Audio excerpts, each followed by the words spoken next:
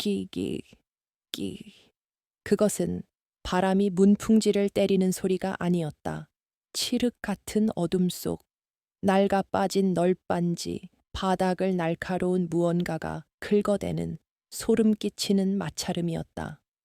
홍주는 거친 숨을 몰아쉬며 이불 자락을 움켜쥐었다. 밖에서는 며칠째 그치지 않는 눈보라가 휘몰아치며 흉가의 처마를 사정없이 흔들어대고 있었지만 방바닥 밑에서 들려오는 저 기이한 소리는 폭설의 굉음조차 뚫고 고막을 파고들었다. 마치 지옥의 밑바닥에서 누군가가 기어 올라오려는 듯한 집요한 몸부림이었다. 그녀의 등줄기를 타고 식은 땀이 흘러내려 소복을 차갑게 적셨다. 이곳은 가문에서 버림받은 여인들이나 죽어나간다는 별채, 일명 흉가였다.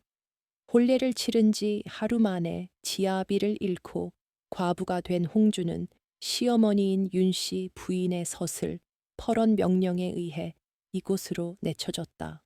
상복을 입은 채 쫓겨나듯 들어선 이 집은 사람의 온기라고는 찾아볼 수 없을 만큼 냉골이었고 구석구석마다 거미줄과 먼지가 켜켜이 쌓여 있었다. 마을 사람들은 이곳 귀신이 산 사람의 정기를 빨아먹는다며 근처에도 얼씬거리지 않는다고 했다. 하지만 홍주에게는 귀신보다 당장 살을 애는 추위와 배고픔, 그리고 이유를 알 수 없는 시댁의 냉대가 더 무서웠다. 소리는 분명 아랫목, 즉 구들장 밑에서 들려오고 있었다. 상식적으로 생각하면 불을 때는 아궁이와 연결된 고래 밑에 짐승이 들어갔을 리 만무했다. 더욱이 이 별채는 수년간 방치되어 아궁이가 무너져 내린 지 오래였다. 쥐새끼 한 마리 드나들 틈조차 없는 그 밀폐된 공간에서 규칙적으로 들려오는 긁는 소리는 홍주의 이성을 서서히 갉아먹고 있었다. 그녀는 떨리는 손을 뻗어 머리맡에 놓인 호롱불을 찾았다. 기름이 거의 바닥난 탓에 불심지는 위태롭게 깜박거렸고 그 희미한 불빛에 비친 방 안의 그림자들은 마치 춤추는 악귀처럼 일렁거렸다. 홍주는 마른 침을 삼키며 몸을 일으켰다. 공포에 질려 이대로 웅크리고 있다가는 제풀에 미쳐버릴 것만 같았다. 그녀는 호롱불을 들어 소리가 나는 쪽으로 천천히 기어갔다. 낡은 장판은 습기를 머금어 눅눅했고 곳곳이 찢겨 있어 그 아래 까만 나무 바닥이 흉물스럽게 드러나 있었다. 누구 있느냐? 홍주의 목소리는 가늘게 떨렸다. 대답은 없었다. 다만 긁는 소리가 잠시 멈추더니 이내 그르르 하는 짐승의 신음 같기도 하고 사람의 앓는 소리 같기도 한 기괴한 울림이 바닥을 타고 전해져 왔다. 그것은 분명 살아있는 것의 소리였다. 홍주는 심장이 튀어나올 듯 요동치는 것을 느끼며 찢어진 장판을 조심스럽게 들춰냈다. 썩어가는 나무 냄새와 함께 비릿한 소의 냄새가 훅 끼쳐왔다. 오래전 썩어 문드러진 마루장 하나가 유독 헐거워 보였다. 그녀는 비녀를 뽑아 나무 틈새에 끼워 넣고 힘을 주었다. 으드득 나무가 비명을 지르며 틈이 벌어졌다. 그 틈은 손가락 두어 개가 들어갈 만큼 좁았지만 그 아래 펼쳐진 칠흑 같은 어둠을 들여다보기에는 충분했다. 바깥 바람이 문틈으로 새어 들어와 호롱불을 위태롭게 흔들었다. 홍주는 숨을 멈추고 그 틈새에 눈을 가져다 댔다. 처음에는 아무것도 보이지 않았다. 그저 끝없는 어둠뿐이었다. 하지만 눈이 어둠에 익숙해질 무렵 그녀는 벼락을 맞은 듯 얼어붙고 말았다. 바닥 밑 깊은 곳, 흙바닥이어야 할 그곳에서 무언가가 번들거리고 있었다. 그것은 보석도 짐승의 눈빛도 아니었다. 그것은 인간의 눈이었다. 핏발이 가득 서고 광기에 젖은 인간의 눈동자 하나가 나무 틈새 바로 아래서 홍주를 정면으로 올려다보고 있었다. 비명조차 나오지 않았다. 공포가 목구멍을 틀어막았다. 그 눈동자는 홍주와 눈이 마주치자 미세하게 떨리더니 이내 눈꺼풀이 천천히 깜박였다. 환영이 아니었다. 분명히 살아있는 누군가가 이 차가운 방바닥 밑에 갇혀 그녀를 지켜보고 있었던 것이다. 그때였다. 바닥 밑의 존재가 쉰 목소리로 무언가 중얼거리며 널빤지를 향해 손톱을 세워 긁기 시작했다. 끽, 끽. 아까 들었던 그 소리였다. 홍주는 뒷걸음질 치다 호롱불을 넘어뜨릴 뻔했다. 기름이 쏟아지며 불꽃이 확 타오르다 사그라들었다. 방 안은 다시 어둠에 잠겼지만 잔상처럼 남은 그 붉은 눈동자는 홍주의 뇌리에서 지워지지 않았다. 이것은 귀신의 장난이 아니었다. 누군가가 의도적으로 사람을 가둬둔 생지옥이었다. 그리고 그 지옥의 입구는 바로 홍주가 누워 자던 그 자리 바로 밑이었다. 그녀는 본능적으로 깨달았다. 오늘 밤 자신이 이 비밀을 목격한 이상 살아서 아침을 맞이하지 못할 수도 있다는 사실을. 바닥 아래의 존재는 이제 더 격렬하게 널빤지를 두드리기 시작했다. 마치 자기를 꺼내달라는 듯, 아니면 홍주를 그 밑으로 끌고 들어가려는 듯. 밖에서는 늑대 울음소리 같은 바람소리가 더욱 거세졌다. 홍주는 방구석으로 물러나 몸을 떨었다. 도망쳐야 했다. 하지만 문 밖은 눈보라가 치는 산중이었고 갈 곳 없는 과부의 신세였다. 게다가 시어머니가 붙여둔 감시 여긴 하인들이 별채 주변을 지키고 있을 터였다. 나가는 즉시 잡힐 것이 뻔했다. 진퇴양난이었다. 홍주는 어둠 속에서 다시 한번 그 끔찍한 틈새를 노려보았다. 두려움 속에서도 기이한 의구심이 고개를 들었다. 도대체 누가, 왜 이 깊은 산속 별채의 바닥 밑에 사람을 가둬두었단 말인가? 그 순간 바닥 밑에서 들려오던 긁는 소리가 멈추고 아주 작지만 분명한 목소리가 들려왔다. 물 좀 다오. 그것은 짐승의 포효가 아닌 쇠약해질 대로 쇠약해진 남자의 목소리였다. 홍주의 머릿속에 스쳐 지나가는 생각이 있었다. 시어머니가 왜 자신을 굳이 이 흉가로 보냈는지, 왜 식량조차 제대로 주지 않고 굶겨 죽이려 하는지. 단순한 구박이 아니었다. 이것은 철저하게 계산된 유배이자 입막음이었다. 홍주는 떨리는 손으로 바닥을 더듬어 물사발을 찾았다. 공포는 여전했지만 그 밑에 있는 것이 귀신이 아닌 사람이라는 사실은 그녀에게 아주 작은 용기를 주었다. 아니, 용기라기보다는 호기심과 동질감이었다. 갇혀있는 자나 쫓겨난 자나 매한 가지 신세가 아닌가. 그녀는 물사발을 들고 다시 그 틈새로 다가갔다. 어둠 속에서 희번덕거리던 눈동자가 물 냄새를 맡았는지 격렬하게 반응했다. 틈새로 뻗어나온 앙상한 손가락들이 마치 갈고리처럼 바닥을 긁어댔다. 그 손가락들은 피와 흙으로 뒤범벅되어 형체를 알아보기 힘들었다. 홍주는 옷소매를 찢어 물을 적신 뒤 조심스럽게 나무 틈새로 밀어 넣었다. 밑에 있던 존재는 젖은 천 조각을 낚아채듯 끌고 들어갔고 이내 쪽쪽거리며 물을 빠는 소리가 들렸다. 그 처절한 소리에 홍주의 가슴 한구석이 리태졌다. 도대체 얼마나 굶주렸기에, 얼마나 목이 말랐기에 저토록 짐승처럼 구는 것일까. 물을 다 마신 듯 천 조각이 다시 틈새 밖으로 밀려 나왔다. 그리고 이어지는 말은 홍주의 심장을 멈추게 하기에 충분했다. 홍주야, 너니. 그 목소리는 낯설면서도 익숙했다. 아니, 익숙하다기보다는 뼛속 깊이 각인된 목소리였다. 혼례식 날, 수줍게 고개를 들었을 때 마주쳤던 따뜻한 눈빛의 주인, 바로 엊그제 장례를 치르고 산에 묻었다던 그녀의 남편, 최인호의 목소리였다. 홍주는 입을 틀어막으며 비명을 삼켰다. 온몸에 피가 거꾸로 솟는 듯한 충격에 눈앞이 하얘졌다. 죽은 사람이 어떻게 말을 한단 말인가? 귀신인가? 아니면 시댁 식구들이 말하던 대로 자신이 미쳐서 헛소리를 듣는 것인가? 서방님.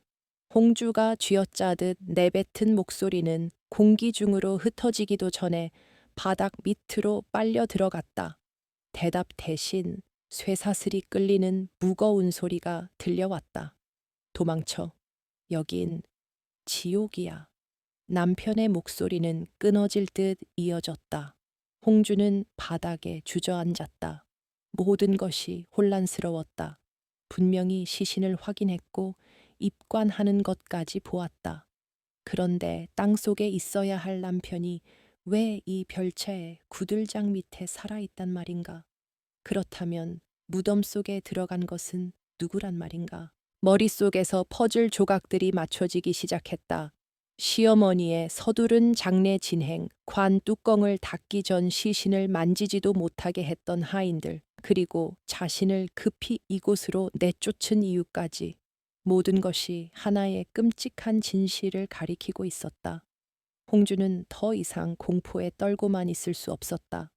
그녀의 눈빛이 차갑게 가라앉았다. 눈물은 말라버렸고 그 자리에 서늘한 분노가 들어찼다. 그녀는 바닥 널빤지를 꽉 움켜쥐었다. 손톱이 부러질 듯 아파왔지만 그 고통이 오히려 정신을 맑게 했다. 기다리세요. 홍주는 낮지만 단호하게 속삭였다. 제가 꺼내 드릴 것입니다. 반드시. 바닥 밑에서는 흐느끼는 소리가 들려왔다. 홍주는 방 안을 둘러보았다. 무기로 쓸만한 것은 없었다. 하지만 그녀에게는 아직 시간이 있었다. 밤은 길었고 눈보라는 그치지 않을 것이다. 그녀는 방 한구석에 놓인 낡은 괴짝으로 시선을 돌렸다. 그 안에 무엇이 들어있든 이제는 물불을 가릴 처지가 아니었다. 살아남으려면, 그리고 남편을 구하려면 그녀 자신이 귀신보다 더 독해져야 했다. 문풍지가 미친 듯이 떨리며 기괴한 소리를 냈다. 마치 누군가가 밖에서 문을 열려고 시도하는 것처럼. 홍주는 숨을 죽이고 문 쪽을 노려보았다. 윤씨 부인이 보낸 감시자가 들이닥친 것일까? 아니면 또 다른 불청객일까? 바닥 밑에 남편도 기척을 느꼈는지 숨죽이고 있었다. 위아래로 닥쳐오는 위기 속에서 홍주는 비녀를 꽉 쥐었다. 날카로운 비녀 끝이 손바닥을 찔러 피가 배어나왔다. 그 붉은 피가 그녀의 각성을 알리는 신호탄이었다. 이 밤은 결코 조용히 지나가지 않을 것이다. 홍주는 덜덜 떨리는 손으로 바닥 틈새를 덮고 있던 장판 조각을 다시 덮었다. 심장이 터질 듯이 뛰었지만 지금은 냉정을 되찾아야 할 때였다. 바닥 밑에 갇힌 남편, 최인호의 가쁜 숨소리가 간헐적으로 들려왔다. 그녀의 머릿속은 뒤엉킨 실타래처럼 혼란스러웠지만 기억의 시계 바늘은 잔인하게도 열흘 전 그 화려하고도 비극적이었던 혼례날로 되돌아가고 있었다. 붉은 화롯을 입고 연지곤지를 찍었던 그날, 그녀는 자신이 가문의 몰락을 일으킬 재앙의 씨앗이 되리라고는 꿈에도 생각지 못했다. 홍주는 몰락한 양반가의 외동딸이었다. 가세는 기울었으나 글 읽는 소리가 끊이지 않던 선비의 집안이었고 최씨 가문과의 혼인은 집안을 다시 일으킬 유일한 희망이었다. 최대감 댁장남인 인호는 병약하기로 소문이 자자했으나 인품이 온화하고 학식이 깊다는 평이 있었다. 홍주는 가문의 영광보다는 그저 병약한 지아비를 내조하며 조용히 살아가리라 다짐했었다. 그러나 그 소박한 꿈은 첫날 밤 초래청의 촛불이 꺼지기도 전에 산산조각이 나고 말았다. 합환주를 나누기도 전이었다. 인호는 갑작스럽게 가슴을 부여잡고 피를 토하며 쓰러졌다.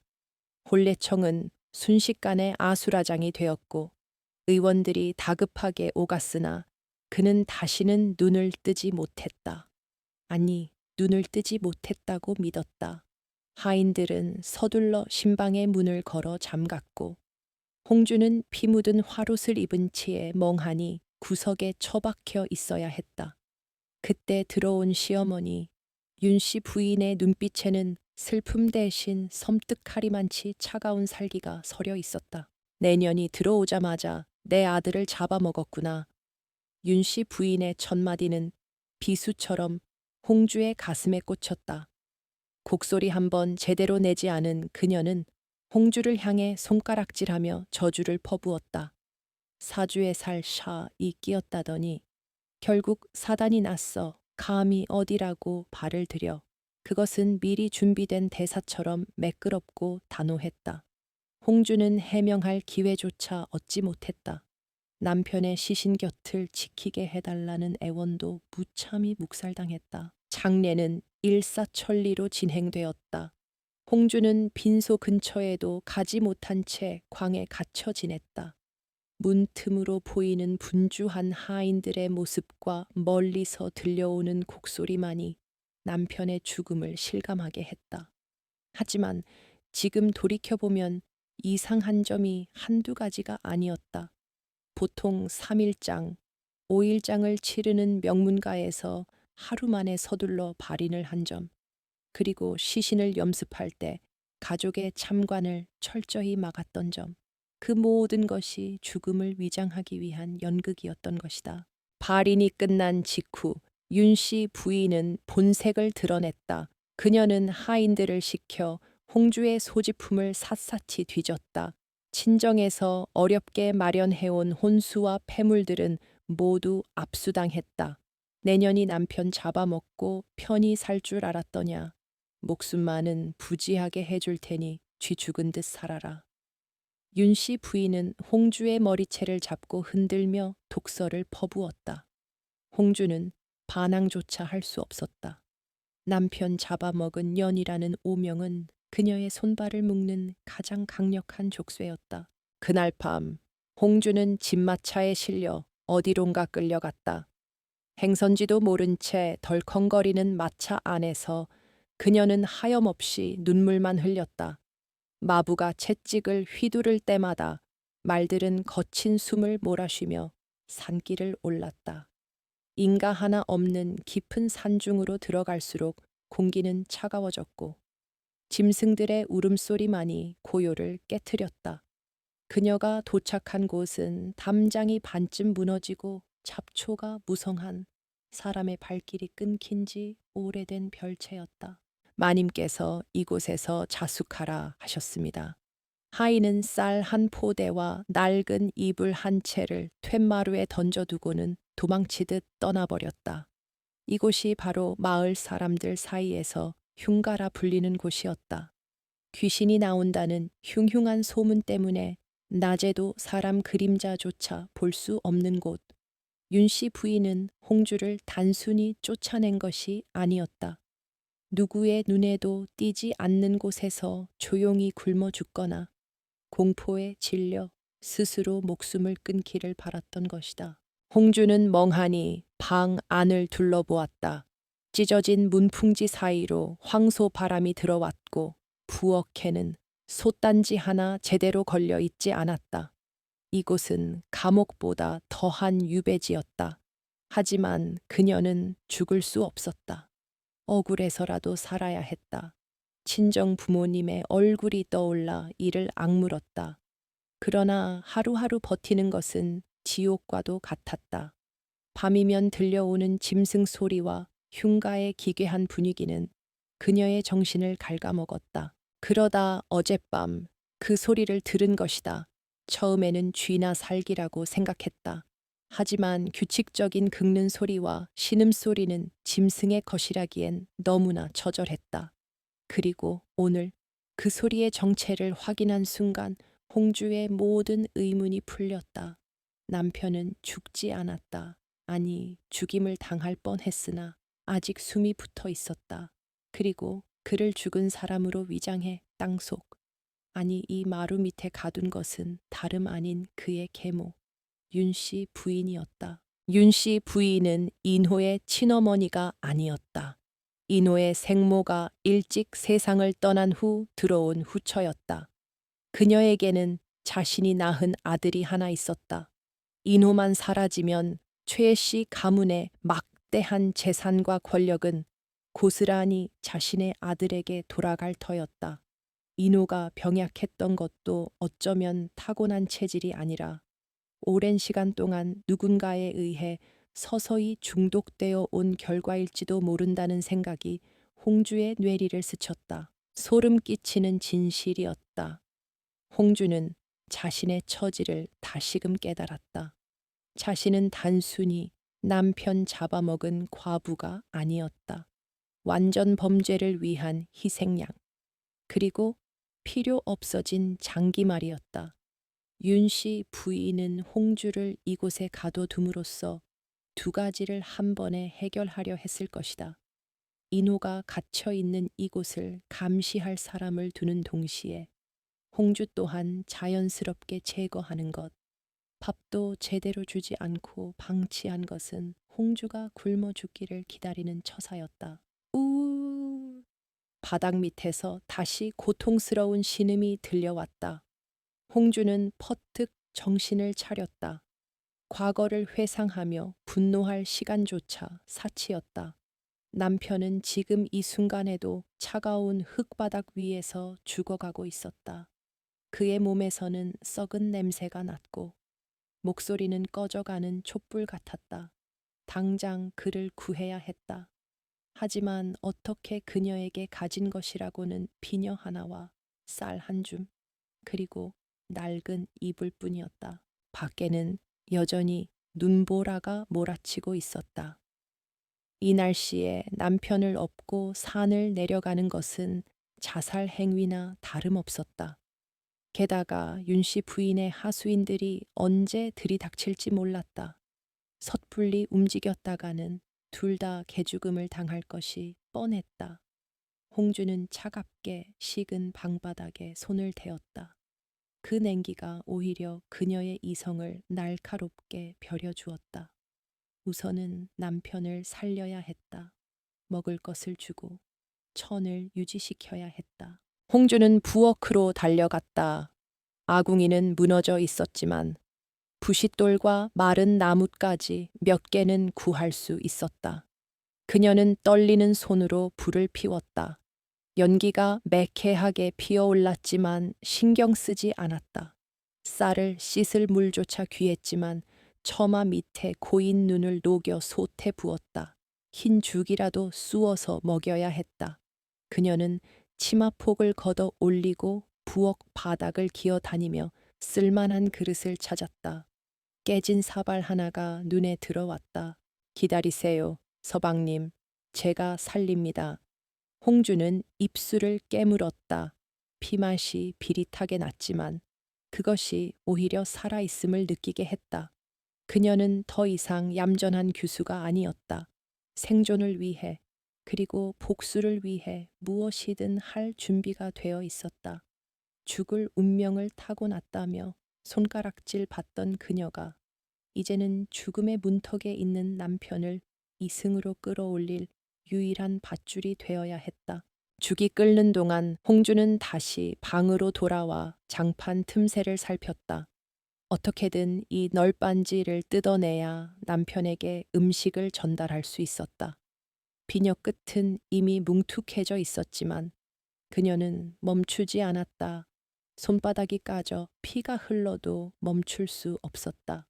이 작은 틈새가 생명선이었다. 윤씨 부인이 간과한 것이 하나 있었다. 홍주가 겉보기엔 연약해 보일지 몰라도 지켜야 할 것이 생기면 누구보다 강해질 수 있는 여인이라는 사실을. 날이 밝았다. 지난밤의 눈보라는 거짓말처럼 잦아들었지만 산중의 공기는 여전히 칼날처럼 차가웠다. 홍주는 뜬 눈으로 밤을 지새웠다.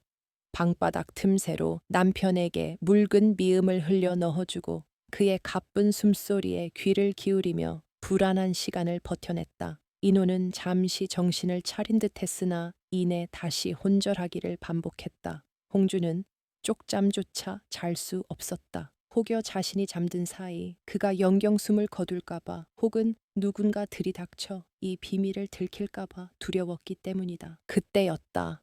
뽀드득, 뽀드득. 정막을 깨고 눈 밟는 소리가 들려왔다. 짐승의 발소리가 아니었다. 분명 사람의 발자국 소리였다. 홍주의 심장이 곤두박질 쳤다. 그녀는 재빨리 뜯어냈던 장판을 제자리에 덮고 그 위에 이불을 펴 흔적을 감췄다. 그리고 흐트러진 머리를 대충 매만지며 문가에 앉았다. 공포를 들키지 않으려면 차라리 죽은 듯이 웅크리고 있는 편이 나았다. 발소리는 점점 가까워지더니 별채 마당에 멈춰섰다. 개 아무도 없느냐? 거만한 목소리가 문 밖에서 들려왔다. 최 씨 가문의 집사, 고 서방이었다. 그는 윤 씨 부인의 신복으로 집안의 굳은 일을 도맡아 처리하는 위인이었다. 홍주는 마른 침을 삼키며 방문을 열었다. 눈이 부시게 쌓인 마당 한가운데 고 서방이 뒷짐을 진 채 홍주를 내려다보고 있었다. 그의 뒤에는 건장한 하인 2명이 쌀가마니처럼 보이는 자루 하나를 들고 서 있었다. 살아는 계셨군요. 아씨. 고 서방의 말투에는 비아냥이 섞여 있었다. 그는 홍주를 마님이라 부르지 않고 굳이 격을 낮춰 불렀다. 이미 가문에서 내쳐진 사람 취급이었다. 홍주는 고개를 숙인 채 대답하지 않았다. 눈을 마주치면 흔들리는 동공을 들킬 것 같았다. 고 서방은 턱짓으로 하인들에게 지시했다. 하인들이 툇마루 위로 자루를 툭 던졌다. 묵직한 소리가 났지만 쌀알이 꽉 찬 소리는 아니었다. 마님께서 베푸시는 자비입니다. 산속이라 먹을 것이 귀할 테니 아껴 드시지요. 고 서방이 입꼬리를 비틀며 말했다. 홍주는 떨리는 손으로 자루를 살짝 열어보았다. 거무튀튀한 묵은 쌀과 곰팡이가 핀 콩들이 섞여 있었다. 짐승 사료로도 쓰지 않을 법한 것들이었다. 이것은 식량이 아니라 모욕이었다. 하지만 홍주는 내색하지 않았다. 지금은 이들의 비위를 맞춰 돌려보내는 것이 급선무였다. 감사하다고 전해주시게. 홍주가 기어 들어가듯 말했다. 고 서방은 그런 홍주의 모습을 즐기는 듯했다. 한때 양반가 규수였던 여인이 처참하게 망가진 꼴을 보는 것이 꽤나 고소한 모양이었다. 그는 혀를 차며 주변을 둘러보았다. 그의 시선이 무너진 담장과 잡초가 무성한 마당, 그리고 굳게 닫힌 서쪽 창고 쪽을 훑었다. 홍주는 숨이 턱 막히는 것 같았다. 혹시라도 그가 방 안으로 들어오겠다고 하면 모든 것이 끝장이었다. 그리고 마님께서 특별히 당부하신 말씀이 있습니다. 고 서방의 목소리가 낮게 깔렸다. 그는 한 발짝 다가와 홍주를 위협하듯 쳐다보았다. 이 집 서쪽, 저 낡은 헛간문은 절대 열지 마십시오.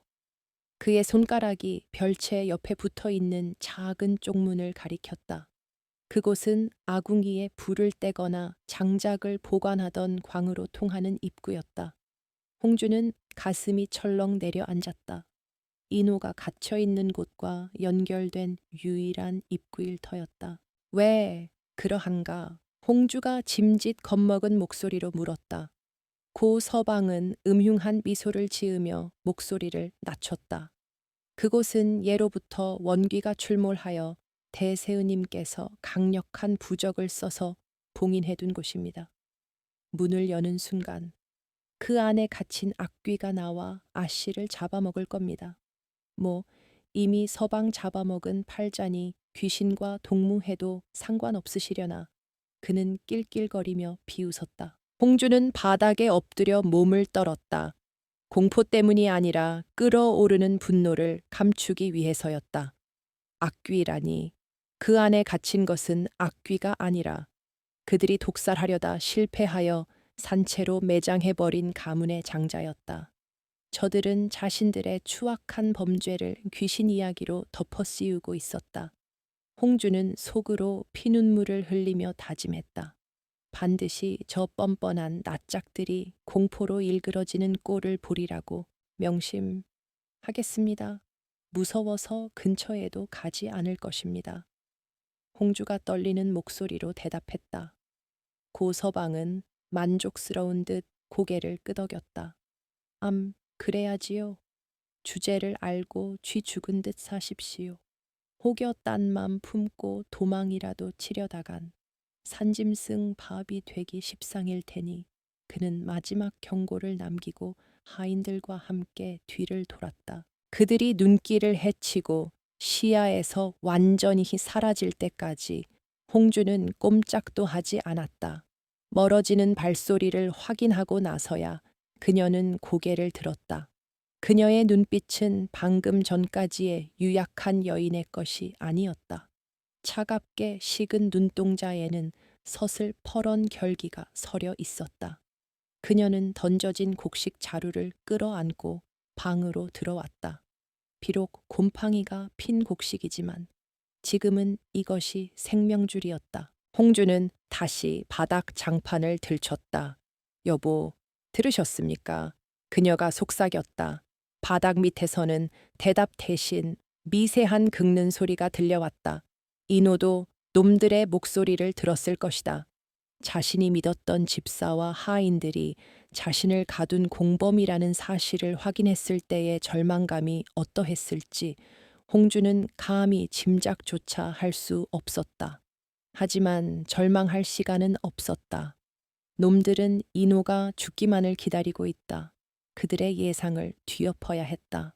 고 서방의 경고는 역설적으로 홍주에게 확신을 주었다. 서쪽 헛간 문을 열지 말라는 말은 곧 그곳이 인호를 꺼낼 수 있는 유일한 통로라는 뜻이었다. 방바닥을 뜯어내기에는 도구가 부족했고 소음도 너무 컸다. 하지만 헛간 문을 통해 아궁이 쪽으로 접근한다면 사람이 드나들 수 있는 공간이 있을 것이 분명했다. 해가 지면 움직여야 했다. 낮에는 혹시 모를 감시의 눈길이 있을 수 있었다. 홍주는 묵은 쌀을 씻어 다시 죽을 끓였다. 이번에는 조금 더 되직하게 쑤었다. 기력을 회복하려면 미음만으로는 부족했다. 그녀는 틈새로 죽을 먹이며 인회에게 속삭였다. 오늘 밤입니다. 오늘 밤 제가 그곳으로 가겠습니다. 조금만 더 버텨주세요. 인호의 손가락이 홍주의 손끝을 스쳤다. 얼음장처럼 차가운 손길이었지만 그 안에 담긴 간절함은 불덩이처럼 뜨거웠다. 해가 산 너머로 기울기 시작했다. 붉은 노을이 설원 위에 피처럼 번졌다. 홍주는 온 매무새를 단단히 여미고 준비를 시작했다. 부엌 칼은 녹이 새으러 무뎠지만 문고리를 부수는 데는 쓸만할 것이다. 그리고 찢어진 치마폭을 뜯어 횃불을 만들었다. 어둠 속에서 길을 잃지 않으려면 불이 필요했다. 흉가에 산다는 귀신 따위는 이제 두렵지 않았다. 진짜 귀신은 사람의 탈을 쓰고 기와집 안방에 앉아있는 윤씨 부인이었다. 어둠이 완전히 내려앉았다. 밤새 짐승들이 울부짖을 시간이었다. 홍주는 호롱불을 끄고 방을 나왔다. 살을 애는 찬 바람이 뺨을 때렸다. 그녀는 숨을 죽이고 벽을 타고 이동했다. 고 서방이 가리켰던 서쪽 헛간, 그곳 문에는 붉은 글씨로 쓴 부적들이 덕지덕지 붙어 있었고 녹슨 자물쇠가 굳게 채워져 있었다. 마치 봉인된 무덤 입구 같았다. 홍주는 주변을 살폈다. 다행히 인기척은 없었다. 그녀는 주먹만한 돌덩이 하나를 집어들었다. 쇠붙이가 부딪히는 소리가 나겠지만 바람 소리에 묻히기를 바랄 뿐이었다. 그녀의 손에 들린 돌덩이는 단순한 돌이 아니었다. 그것은 운명을 깨부술 망치였다. 그녀는 심호흡을 한 번 크게 하고 자물쇠를 향해 돌을 내리찍었다. 쾅 둔탁한 소리가 밤 공기를 갈랐다. 자물쇠에는 꿈쩍도 하지 않았다. 손바닥이 얼얼했지만 홍주는 멈추지 않았다. 쾅쾅. 이번에는 더 세게 내리쳤다. 녹슨 쇠가 비명을 질렀다. 세 번째 내리쳤을 때 낡은 고리가 팅하고 튕겨 나갔다. 쇠사슬이 힘없이 바닥으로 떨어졌다. 홍주는 부적들이 찢어지는 소리와 함께 삐걱거리는 나무 문을 열어 젖혔다.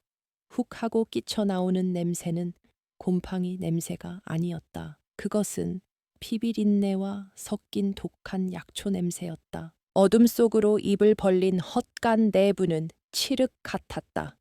홍주는 미리 준비한 횃불에 불을 붙였다. 불빛이 춤을 추며 내부를 비췄다. 바닥에는 짐승의 뼈다귀들이 널려 있었고 구석에는 정체를 알 수 없는 항아리들이 놓여 있었다. 그리고 저 안쪽 아궁이와 연결된 좁은 통로가 보였다. 사람이 기어서 간신히 통과할 수 있을 법한 크기였다. 저기였다. 저 너머에 지옥이 있었고 그 지옥 속에 그녀의 남편이 있었다. 홍주는 치마 자락을 질끈 묶고 그 어둠 속으로 몸을 던졌다. 좁고 습한 통로는 마치 짐승의 내장 속을 기어가는 듯했다.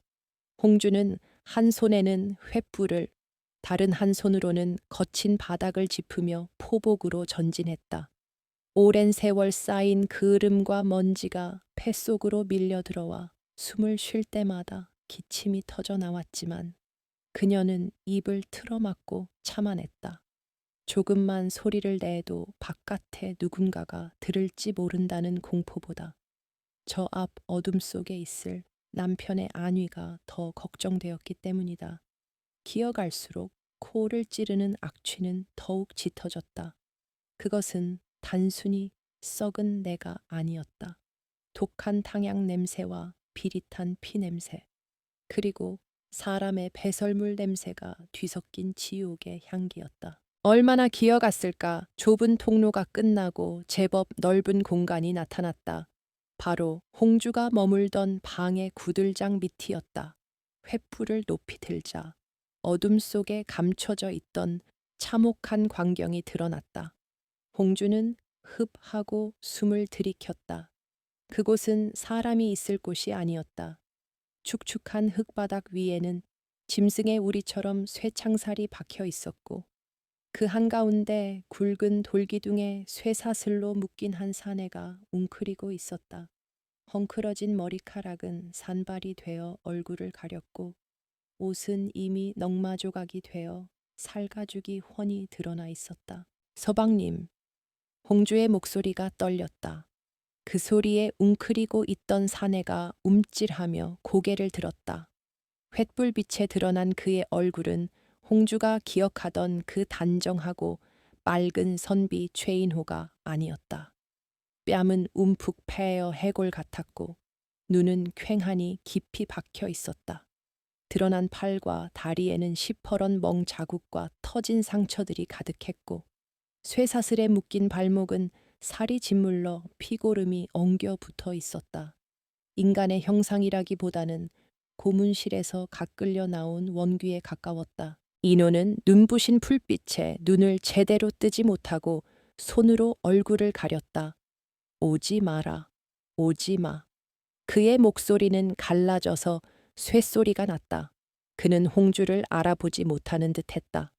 아마도 고문과 굶주림, 그리고 독 기운에 정신이 혼미해진 것이 분명했다.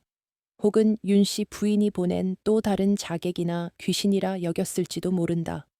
홍주는 가슴이 미어지는 고통을 느끼며 그에게 다가갔다. 썩은 내가 진동했지만 그녀는 주저하지 않았다. 접니다. 홍주입니다. 서방님의 처입니다. 홍주는 횃불을 벽에 꽂아두고 인호의 앞에 무릎을 꿇었다. 그녀는 떨리는 손으로 인호의 더러워진 얼굴을 감쌌다. 차갑고 거친 피부의 감촉이 손바닥을 타고 전해졌다. 그제야 인호의 초점 없는 눈동자가 서서히 홍주를 향했다. 그의 눈에 믿을 수 없다는 기색이 스쳤다. 주자네가 어찌? 그는 헛것을 보는 듯 허공을 향해 손을 뻗었다. 홍주는 그의 손을 잡아 자신의 뺨에 가져다 대었다. 꿈이 아닙니다. 살아계셨군요. 정말로 살아계셨군요. 눈물이 왈칵 쏟아져 이노의 손등 위로 떨어졌다. 뜨거운 눈물방울에 이노는 비로소 현실을 자각한 듯 몸을 떨었다. 도망가시오. 여긴 사람이 있을 곳이 아니오. 어머니가, 아니, 그 여자가 알면 자네까지 죽일 거요. 그는 홍주를 밀어내려 안간힘을 썼지만 앙상한 팔에는 힘이 하나도 없었다. 홍주는 고개를 저었다. 죽어도 같이 죽고 살아도 같이 살 것입니다. 저를 내치지 마십시오. 그녀는 품 안에서 챙겨온 주먹밥과 물병을 꺼냈다. 곰팡이가 핀 쌀로 만든 거친 주먹밥이었지만 지금 그들에게는 산의 진미보다 귀했다. 홍주는 밥알을 조금씩 떼어 이노의 입에 넣어주었다. 그는 처음에는 거부하다가 생존 본능을 이기지 못하고 허겁지겁 받아먹었다. 목이 메어 캑캑거리는 그를 보며 홍주는 물을 먹이고 등을 두드려 주었다. 밥을 먹는 동안 홍주는 그의 몸 상태를 살폈다. 상황은 생각보다 심각했다. 발목의 상처는 썩어 들어가고 있었고 몸 곳곳에 난 검붉은 반점들은 중독의 징후가 역력했다. 윤 씨 부인은 그를 단번에 죽이지 않고 서서히 고통스럽게 죽어가도록 만든 것이었다. 매일 조금씩 독을 먹이고 굶주림과 추위 속에 방치하여 자연사로 위장하려 했던 것이다. 이 끔찍한 계획을 실행하기 위해 멀쩡한 며느리까지 희생양으로 삼아 이곳에 가둔 것이었다. 이 상처부터 치료해야 합니다. 홍주는 결심한 듯 자신의 속치마 단을 잡았다. 찍. 거침없이 치마폭을 찢어낸 그녀는 물을 적셔 이노의 상처를 닦아내기 시작했다. 고름과 피가 엉겨 붙어 닦아낼 때마다 이노가 고통스러운 신음을 흘렸지만 홍주는 멈추지 않았다. 지금 멈추면 상처가 썩어 다리를 잘라내야 할지도 몰랐다. 그녀의 고운 손은 금세 피와 오물로 뒤범벅이 되었다. 미안하오. 내 탓이오. 나 때문에 자네가. 이노가 흐느꼈다. 명문가의 귀한 여식으로 자라 꽃가마 타고 시집 온 아내가 시궁창 같은 지하 감옥에서 피고름을 닦아내고 있는 모습에 그는 가슴이 찢어지는 듯 했다. 하지만 홍주는 담담하게 고개를 저었다. 서방님 탓이 아닙니다. 이것은 저들의 죄입니다. 우리는 반드시 살아서 이 죄를 물을 것입니다. 그녀의 눈빛은 어둠 속에서도 형형하게 빛났다. 상처를 대충 수습한 홍주는 주변을 둘러보았다. 바닥 한 구석에 굴러다니는 깨진 약사발들이 눈에 들어왔다. 바닥에 말라붙은 찌꺼기에서 역한 냄새가 났다. 이것이 증거였다. 놈들은 이노가 죽으면 이 모든 것을 불태워 없앨 생각이었을 것이다. 홍주는 약사발 조각 하나를 몰래 품속에 챙겼다. 언젠가 이것이 칼날이 되어 윤씨 부인의 목을 겨눌 것이다. 시간이 얼마나 흘렀는지 알 수 없었다. 새벽이 오기 전에 다시 방으로 돌아가야 했다. 날이 밝아 하인들이 움직이기 시작하면 발각될 위험이 컸다. 다시 오겠습니다. 그때까지 부디 버티셔야 합니다. 홍주는 인호의 손을 꼭 잡았다가 놓았다. 인호는 젖은 눈으로 홍주를 바라보며 고개를 끄덕였다. 삶의 의지가 꺼져가던 그의 눈동자에 홍주라는 작은 불씨가 옮겨 붙은 순간이었다. 홍주는 다시 좁은 통로를 향해 몸을 돌렸다. 들어올 때보다 나가는 길이 더 험난하게 느껴졌다. 온몸의 근육이 비명을 질렀고 긴장이 풀리자 극심한 피로가 몰려왔다. 하지만 그녀는 쉴 수 없었다. 이제 그녀의 어깨에는 두 사람의 목숨이 달려 있었다.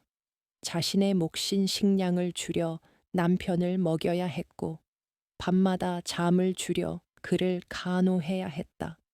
누가 알아주지 않는, 아니, 오히려 들키면 죽음을 맞이할 이 처절한 희생이 이제 막 시작된 것이었다. 방으로 돌아온 홍주는 뜯어낸 마룻바닥을 덮고 그 위에 쓰러지듯 누웠다.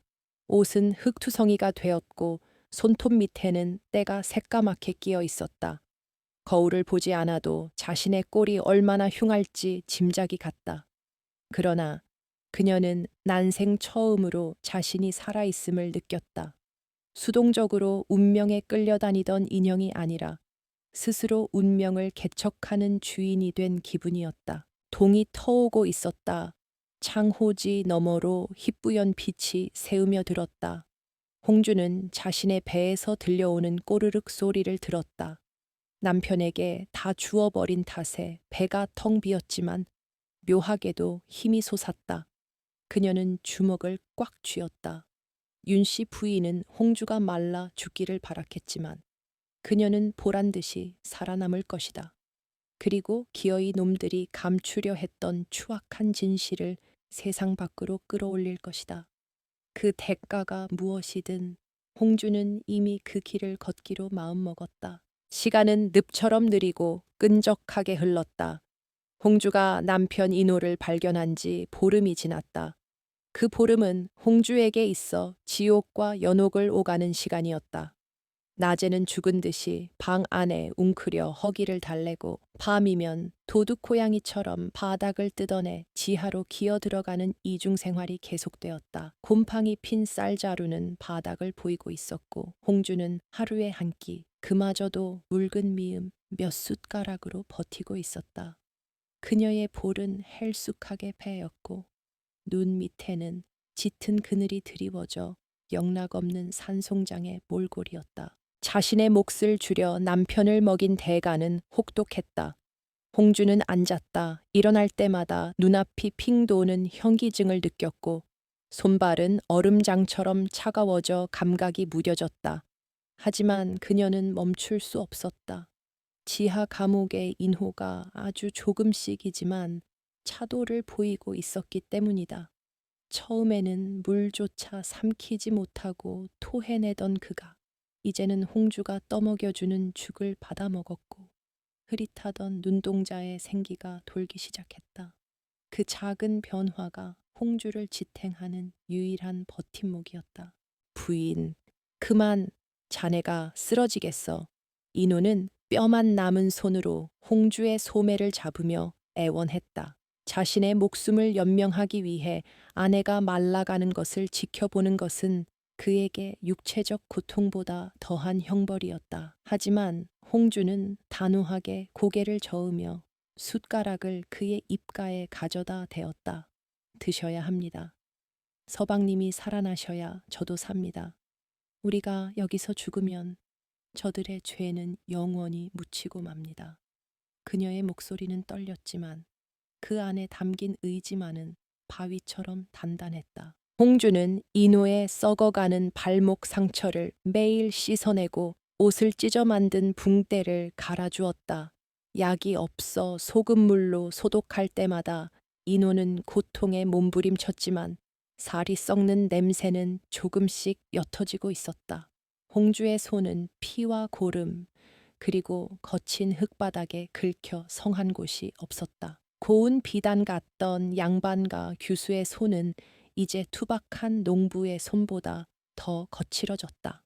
그것은 사랑이라기보다는 처절한 투쟁의 흔적이었다. 그러던 어느 날 오후였다. 홍주는 툇마루에 앉아 바느질을 하고 있었다. 떨어진 옷이라도 기워 입어야 추위를 견딜 수 있었기 때문이다.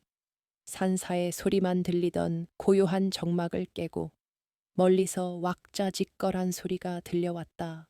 단순한 하인의 발소리가 아니었다. 말 발굽소리와 가마꾼들의 구령 소리가 섞여 있었다. 홍주의 심장이 쿵 하고 내려앉았다. 이 깊은 산중 별채에 가마를 타고 올 사람은 단 한 명뿐이었다. 윤씨 부인, 그녀가 직접 행차한 것이다. 홍주는 황급히 방으로 뛰어 들어갔다.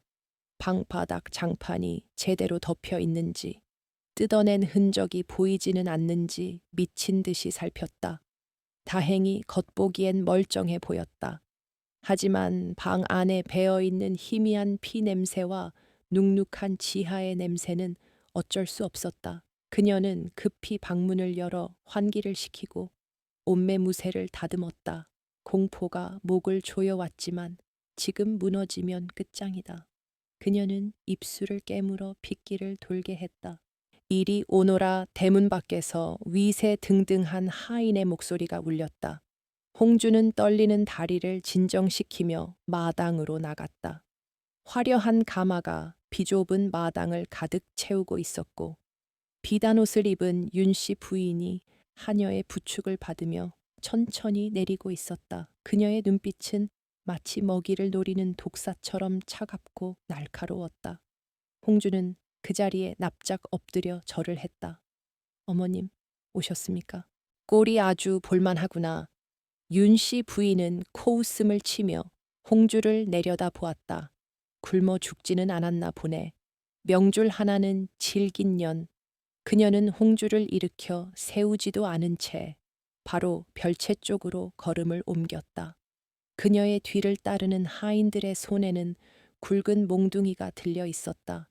단순한 시찰이 아니었다. 무언가 꼬투리를 잡아 홍주를 완전히 제거하려거나 혹시 모를 비밀이 새어나가지 않았는지 확인하러 온 것이 분명했다. 윤씨 부인은 신발도 벗지 않은 채 툇마루에 올라섰다.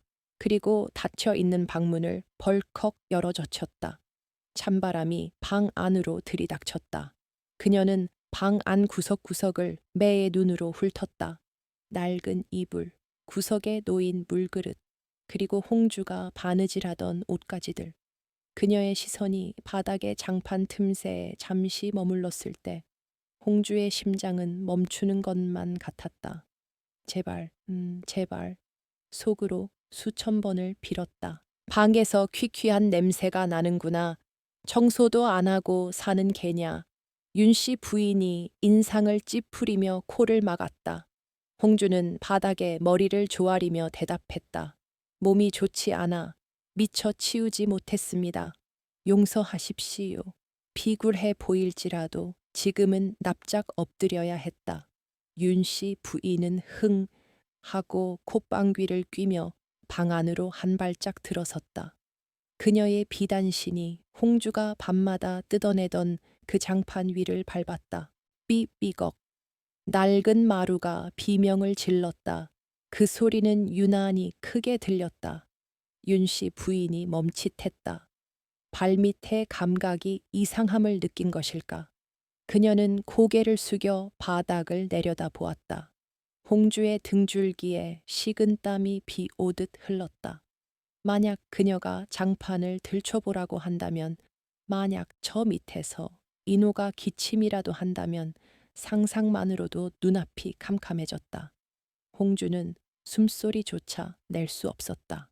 집 관리를 어찌 했기에 바닥이 이리 부실하단 말이냐.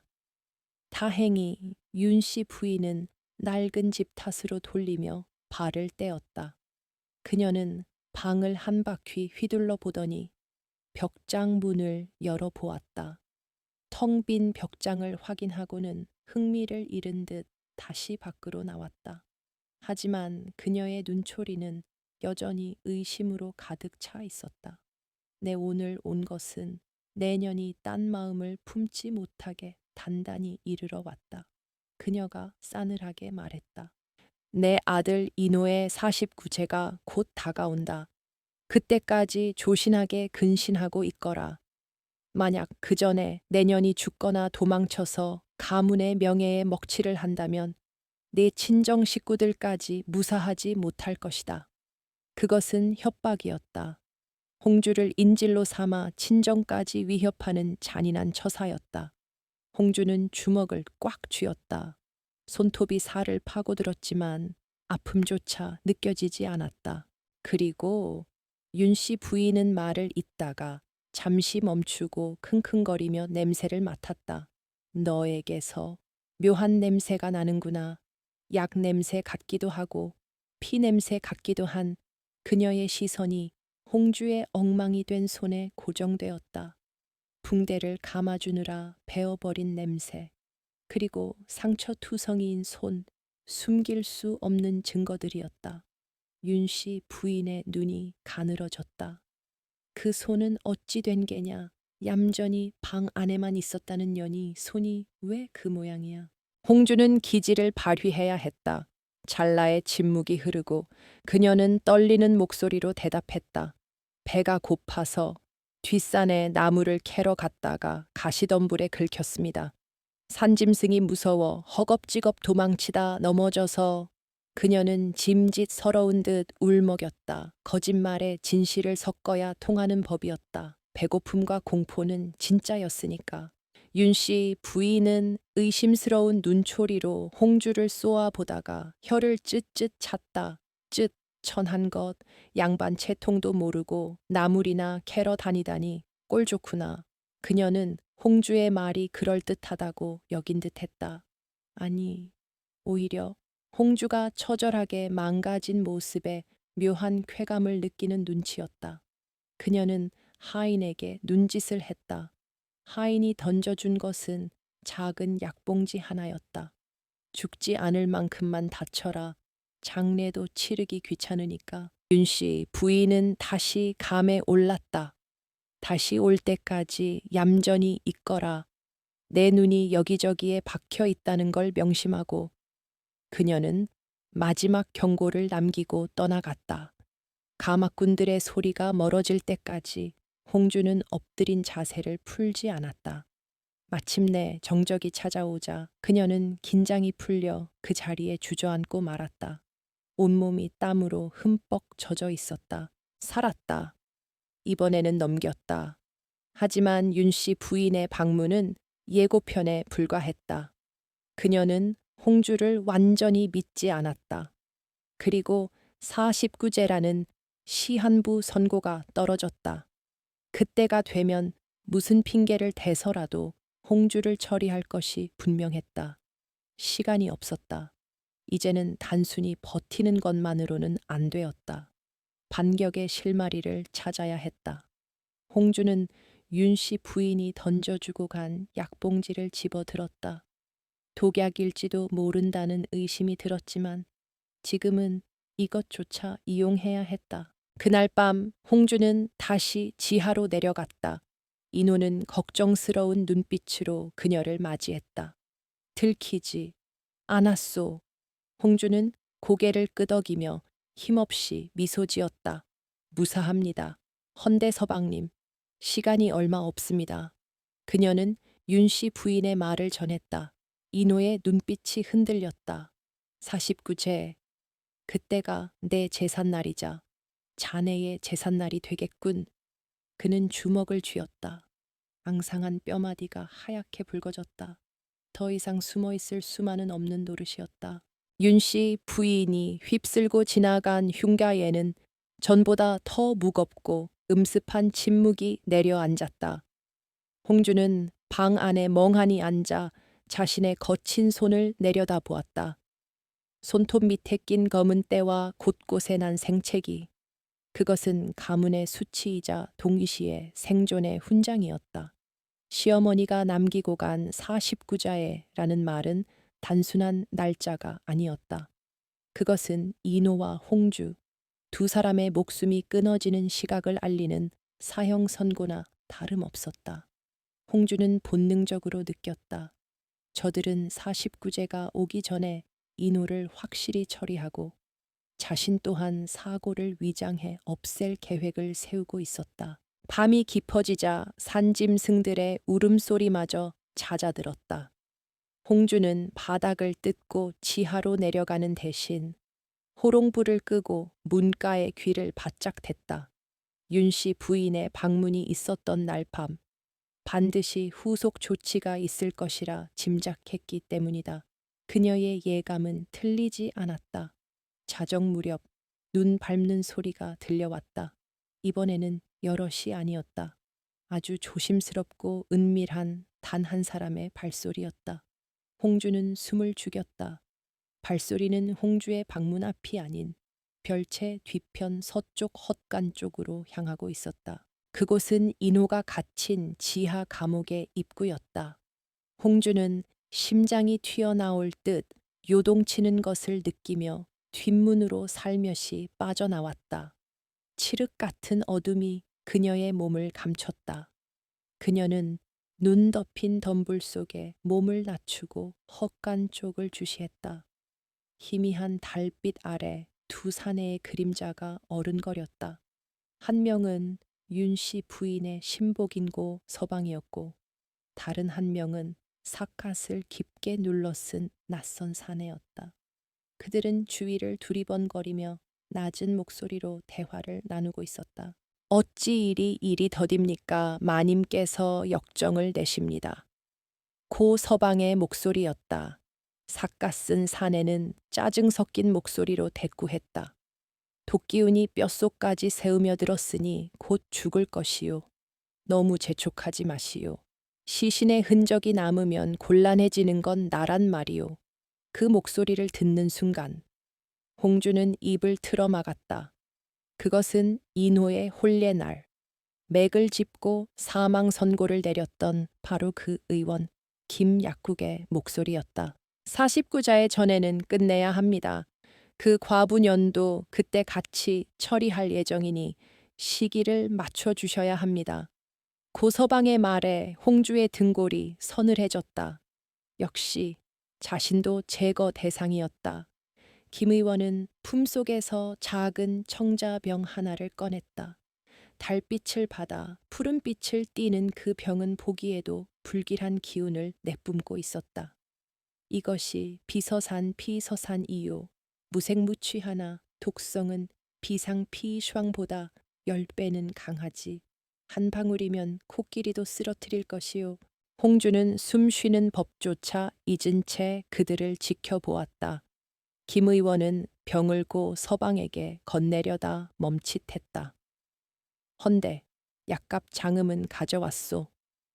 일이 끝나면 드리겠다고 하지 않았습니까? 두 사람 사이에 실랑이가 오갔다. 돈에 눈이 먼 의원과 주인의 명을 수행하려는 하인 사이의 추악한 거래였다. 김 의원은 혀를 차며 병을 다시 건네려 했다. 그때였다. 어디선가 부엉이가 구슬프게 울부짖었고 깜짝 놀란 김 의원의 손에서 청자병이 미끄러졌다. 쨍그랑 하는 소리는 나지 않았다. 다행인지 불행인지 병은 눈 쌓인 바닥 위로 떨어졌다. 하지만 구르는 소리가 났다. 고 서방이 기겁을 하며 바닥을 더듬었다.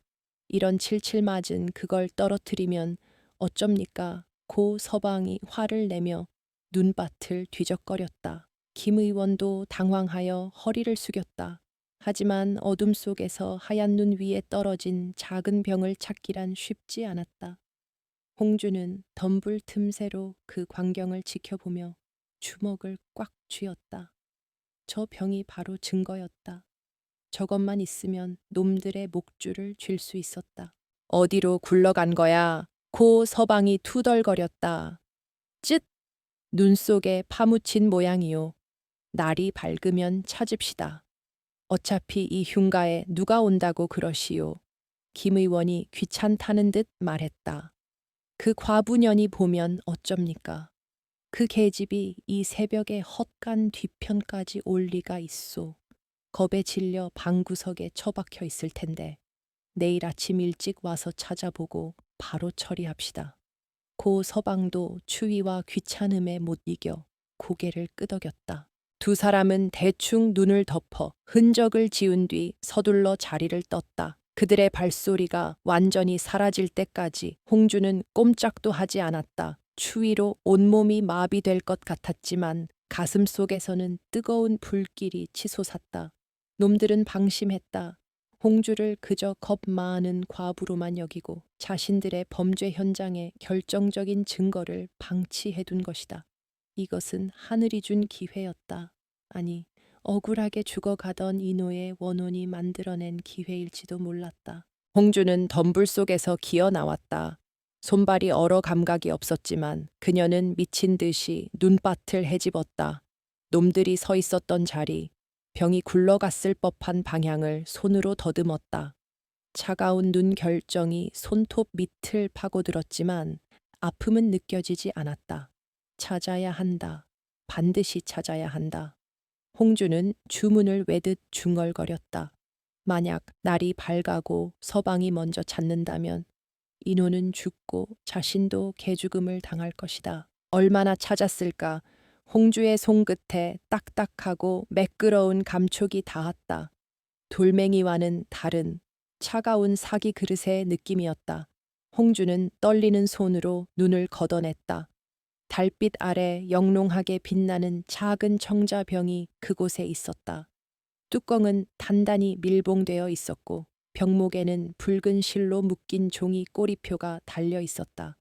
꼬리표에는 깨알 같은 글씨로 비서산 극독이라 적혀 있었고 뒷면에는 해민서 의원 김형석이라는 낙인이 선명하게 찍혀 있었다. 홍주는 병을 가슴에 품었다. 심장이 터질 듯이 뛰었다. 이것은 단순한 독약이 아니었다.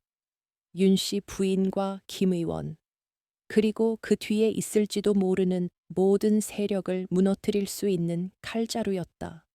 그들은 인호를 죽이기 위해 독을 썼고 그 독이 이제 그들의 목을 겨누게 된 것이다. 홍주는 하늘을 올려다 보았다. 무심하게 떠 있는 달이 오늘따라 유난히 시리게 보였다. 눈물이 볼을 타고 흘러내려 턱 끝에서 얼어붙었다. 서방님, 이제 되었습니다.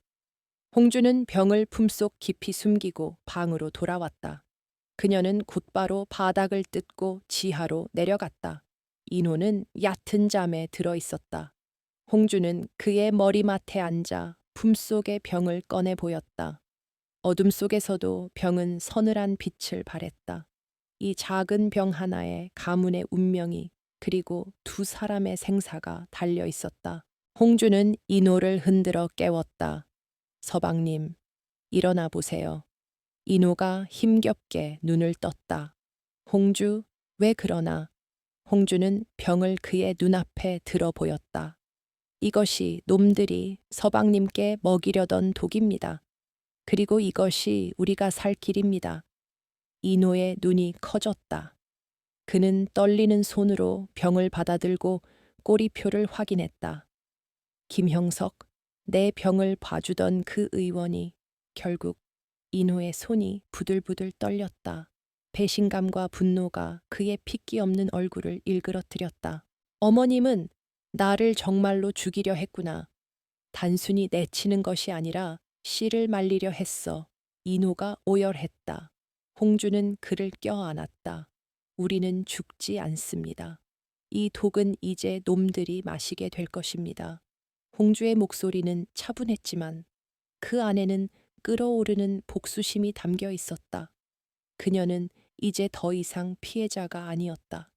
그녀는 심판자였다. 하지만 기쁨도 잠시였다.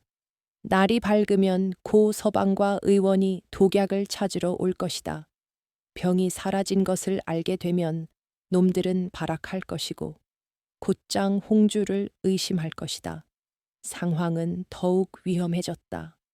이제는 전면전이었다. 숨어서 버티는 시간은 끝났다. 놈들이 움직이기 전에 먼저 수를 써야 했다. 홍주는 머릿속으로 빠르게 계획을 세웠다. 서방님, 내일 밤 우리는 이곳을 나갑니다. 홍주가 단호하게 말했다. 인호가 놀란 눈으로 그녀를 쳐다보았다. 내 다리로 산을 내려갈 수 없네. 자네 혼자라도 도망치게. 아니요, 같이 갑니다. 제 등에 엎혀서라도 가셔야 합니다. 홍주는 물러서지 않았다. 놈들이 독약을 잃어버린 것을 알고 혼란에 빠진 틈을 타야 했다. 그것이 유일한 승부수였다. 새벽빛이 새으며들기 시작했다. 밖에서 까치 울음소리가 들려왔다. 불길한 징조인지 희망의 신호인지 알 수 없었다. 홍주는 청자병을 자신의 속옷 깊숙한 곳에 숨겼다. 그리고 부엌으로 가서 솥뚜껑을 열었다. 밥 짓는 연기를 피워 평소와 다름없는 아침을 연출해야 했다. 잠시 후 들이닥칠 서방의 당황한 얼굴을 상상하며 홍주는 차가운 미소를 지었다. 전쟁은 시작되었다. 날이 밝자마자 고 서방과 김 의원은 미친 사람처럼 마당 눈밭을 헤집고 다녔다. 홍주는 문틈으로 그들의 꼴을 지켜보며 차갑게 웃었다. 잃어버린 독약병은 그들의 목을 죄는 올가미가 되어 있었다. 한참을 뒤지던 고 서방이 씩씩거리며 홍주의 방문을 발로 걷어찼다. 내년이 보았느냐, 마당에 떨어진 푸른 병 못 보았느냐. 그는 다짜고짜 홍주의 멱살을 잡을 기세로 들이닥쳤다. 그의 눈은 공포와 분노로 뒤집혀 있었다. 홍주는 짐짓 겁에 질린 표정으로 뒷걸음질 쳤다. 병기라니요. 저는 밤새 무서워서 이불 밖으로 나오지도 못했습니다. 헌데 새벽녘에 창밖에서 파란 도깨비불이 춤추는 것을 보긴 했습니다만 그녀는 몸을 떨며 거짓을 고했다. 도깨비불이라는 말에 김 의원의 얼굴이 사색이 되었다. 죄지은 자는 본래 미신에 약한 법이었다. 설마 귀신이 가져갔단 말인가. 김 의원이 덜덜 떨며 중얼거렸다. 고 서방은 바닥에 침을 퇴뱉었다. 귀신은 무슨 여하튼 찾지 못하면 우린 다 죽은 목숨이요. 그는 홍주를 쏘아보며 으름장을 놓았다. 오늘 밤엔 문단속 단단히 해라. 산짐승이 내려올지도 모르니. 그 말은 단순한 경고가 아니었다. 오늘 밤 증거를 인멸하기 위해 이 집을 통째로 없애버리겠다는 살인 예고였다. 그들은 서둘러 산을 내려갔다. 아마도 윤씨 부인에게 보고하고 사후 처리를 논의하러 가는 길이리라. 홍주는 즉시 행동을 개시했다. 더 이상 지체할 시간이 없었다. 그녀는 방 안에 이불을 둘둘 말아 마치 사람이 자고 있는 것처럼 모양을 만들었다. 그리고 부엌에 있던 콩기름을 문지방 주변에 발라두었다. 밤에 놈들이 침입할 때 미끄러지게 하려는 소소한 함정이었다. 하지만 진짜 탈출구는 따로 있었다. 그녀는 인회계 들은 옛 기억을 더듬어 부엌 구석에 있는 낡은 아궁이 뒤편을 파헤쳤다. 이 집을 지을 때 화재에 대비해 수로를 만들어 두었다고 했소. 인호가 기억을 짜내어 말했다. 홍주가 아궁이 재를 걷어내고 바닥돌을 드러내자 좁고 어두운 구멍이 나타났다. 오래전 막혀버린 하수구였다. 냄새가 고약하고 쥐들이 드나드는 구멍이었지만 지금은 유일한 생명길이었다. 홍주는 치마를 찢어 끈을 만들어 인호의 몸을 자신의 등에 단단히 묶었다. 서방님, 조금만 참으세요. 지옥을 벗어납니다. 어둠이 내리자마자 흉가 주변에는 심상치 않은 기운이 감돌았다. 바람 소리에 섞여 타닥거리는 횃불 소리가 들려왔다. 예상대로였다. 윤씨 부인은 증거가 사라진 것에 불안을 느끼고 아예 화근을 없애기로 작정한 것이다. 죽여라. 그리고 불을 질러 흔적을 남기지 마라. 밖에서 고 서방의 낮은 지시 소리가 들렸다. 홍주는 인호를 업은 채 아궁이 구멍 속으로 몸을 밀어 넣었다. 수로 안은 얼음장처럼 차가웠고 진득한 오물들이 바닥에 깔려 있었다. 홍주는 비명을 지르고 싶은 것을 억지로 참으며 무릎으로 기었다. 등 뒤에 엎인 인호의 거친 숨소리가 귓가에 울렸다. 그때 등 뒤에서 쾅 하는 소리와 함께 비명소리가 들려왔다. 고 서방의 하수인들이 방 안으로 들이닥치다 콩기름을 밟고 넘어진 모양이었다. 인연이 어디 갔어. 이불만 있고 아무도 없다. 당황한 외침이 들렸다. 찾아 멀리 못 갔을 게다. 고 서방의 다급한 목소리가 이어졌다. 곧이어 매캐한 연기 냄새가 수로 안까지 밀려 들어왔다. 놈들이 불을 지른 것이다. 홍주는 마음이 급해졌다. 불길이 번지면 연기에 질식할 수도 있었다. 그녀는 손바닥이 찢어지는 고통을 무시하고 죽을 힘을 다해 기었다. 좁은 통로 곳곳에 거미줄과 쥐의 사체가 걸리적거렸지만 그녀에게는 그것들이 보이지 않았다. 오직 저 앞에 보이는 희미한 빛만이 목표였다. 콜록, 콜록. 인우가 연기를 마셨는지 기침을 했다. 거의 다 왔습니다. 조금만 더. 홍주는 이를 악물었다. 등 뒤에서는 무언가가 무너져 내리는 굉음이 들렸다. 별채의 지붕이 내려앉는 소리였다. 화마후오 모가 맹렬한 기세로 집을 집어삼키고 있었다. 만약 조금이라도 늦었다면 저 불길 속에 뼈 한 줌 남기지 못하고 타버렸을 것이다. 공포가 홍주의 기는 속도를 재촉했다. 마침내 수로의 끝이 보였다. 덤불로 가려진 출구였다. 홍주는 마지막 힘을 짜내어 밖으로 기어나왔다. 차가운 눈밭에 얼굴을 박자 폐부 깊숙이 시원한 공기가 들어왔다. 그녀는 서둘러 인호를 끌어올렸다. 두 사람은 눈밭에 엎드려 가쁜 숨을 몰아쉬었다. 고개를 돌려 바라본 별채는 거대한 불기둥이 되어 타오르고 있었다. 붉은 불꽃이 밤하늘을 수놓으며 그들이 겪었던 지옥을 태워버리고 있었다. 저기 보십시오. 불길이 솟구칩니다. 멀리서 하인들의 소리가 들렸다. 놈들은 자신들이 성공했다고 믿고 있을까? 아니면 홍주가 사라진 것에 당황하고 있을까? 홍주는 인호를 부축해 일으켰다. 이제 시작입니다. 저 불빛이 꺼지기 전에 관아로 가야 합니다. 인호는 불타는 집을 바라보며 눈물을 흘렸다. 자신의 과거와 가문의 추악함이 함께 타고 있었다. 하지만 시련은 끝나지 않았다. 관아까지는 험한 산길을 넘어야 했고 인호는 걷기조차 힘든 상태였다. 게다가 눈 위에 남은 발자국이 그들의 도주로를 알려줄 것이 뻔했다.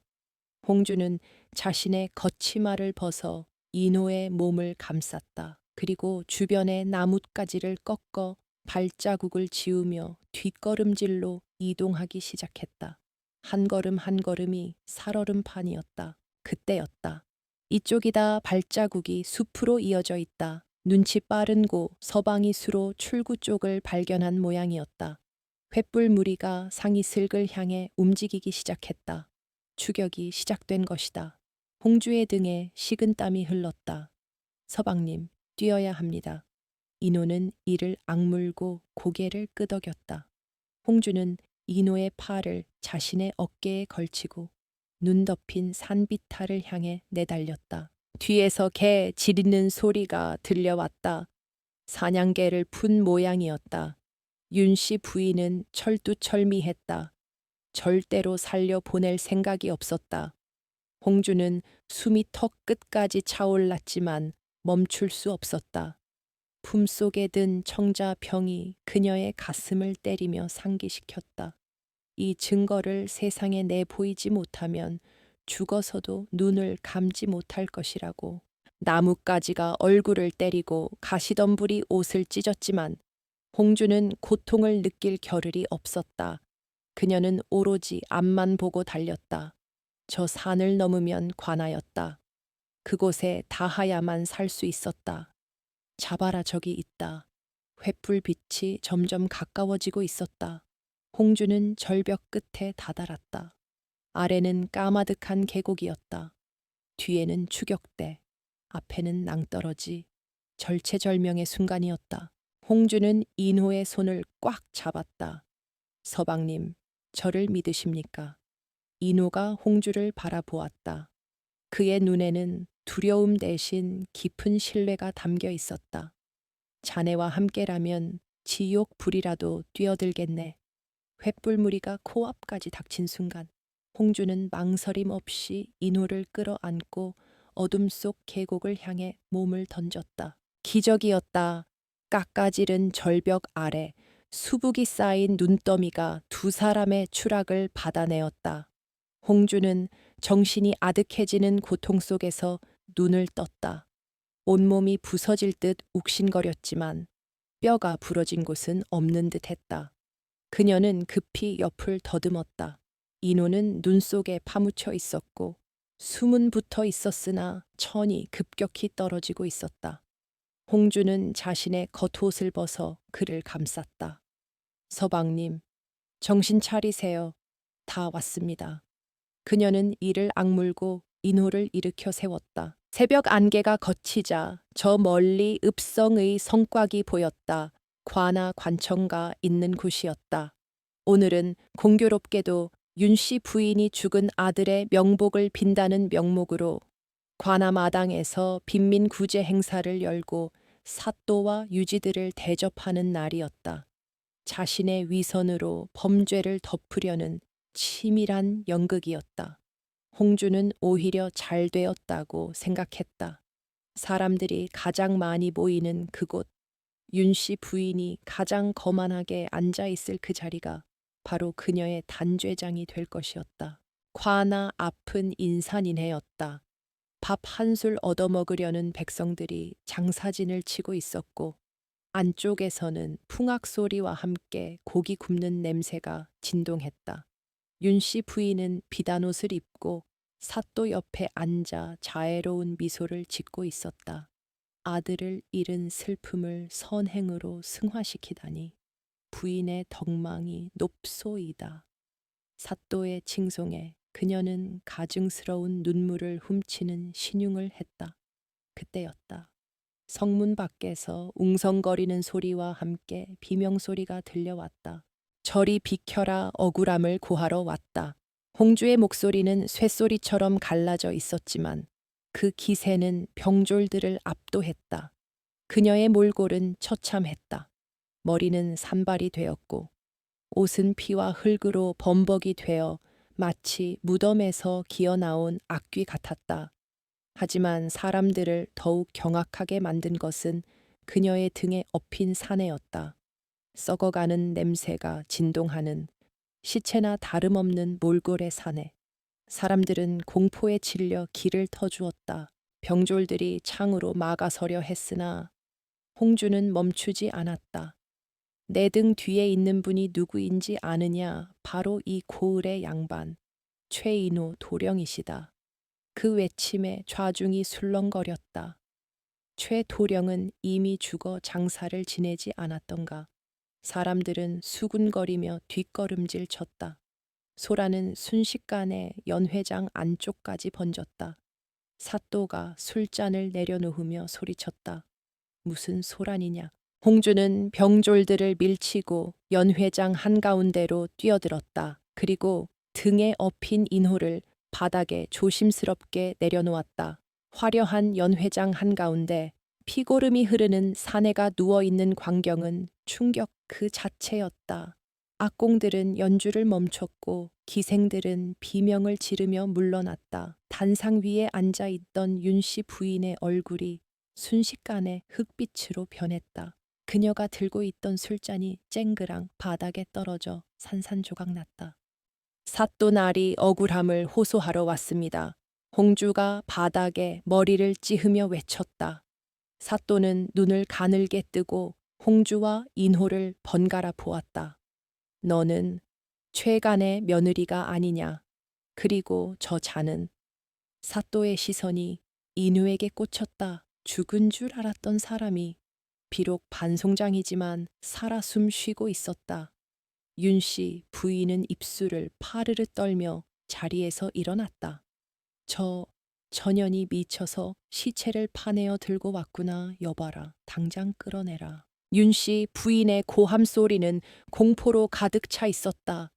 하인들이 달려들려 하자 홍주가 품속에서 청자병을 꺼내 높이 쳐들었다. 멈추시오. 이것이 증거요. 햇빛을 받아 반짝이는 청자병을 보자. 윤씨 부인 곁에 서 있던 김 의원이 허헉 하고 숨을 들이켰다. 홍주는 사또를 향해 매섭게 외쳤다. 이 병은 비서산이라는 극독입니다. 저 요부 윤씨와 의원 김형석이 공모하여 멀쩡한 제 남편을 죽은 것으로 위장하고 생매장하려 했던 독약입니다. 장내가 찬물을 끼얹은 듯 조용해졌다. 사또의 표정이 굳어졌다. 생매장이라니 그게 무슨 해괴한 소리냐. 홍주는 인호의 썩어가는 발목과 몸의 반점을 가리켰다. 보십시오. 시신이 썩은 것이 아닙니다. 산 사람을 가두고 독을 먹여 서서히 죽이려 한 흔적입니다. 저들이 장례를 서둘러 치른 것도 저를 흉계 가둔 것도 모두 이 끔찍한 범죄를 덮기 위함이었습니다. 홍주의 피 끓는 절규가 관아 마당을 울렸다. 윤씨 부인은 사시나무 떨듯 떨며 발악했다. 거짓말이다. 저 미친년이 재산을 탐내어 꾸민 짓이다. 저건 내 아들이 아니라 어디서 거지 병자를 데려와 꾸민 사기극이다. 그녀는 끝까지 발뺌하려 했다. 하지만 그때 바닥에 누워있던 인호가 꿈틀거렸다. 그가 있는 힘을 다해 고개를 들고 떨리는 손가락으로 윤씨 부인을 가리켰다. 매언이, 인호의 목소리는 작았지만 그곳에 모인 모든 사람의 귀에 천둥처럼 꽂혔다. 왜 나를 죽이려 하셨습니까? 그것은 귀신의 곡소리가 아닌 살아있는 아들의 피 맺힌 질문이었다. 윤씨 부인은 뒷걸음질 치다가 의자에 걸려 넘어졌다. 아니야. 넌 죽었어. 내가 분명히.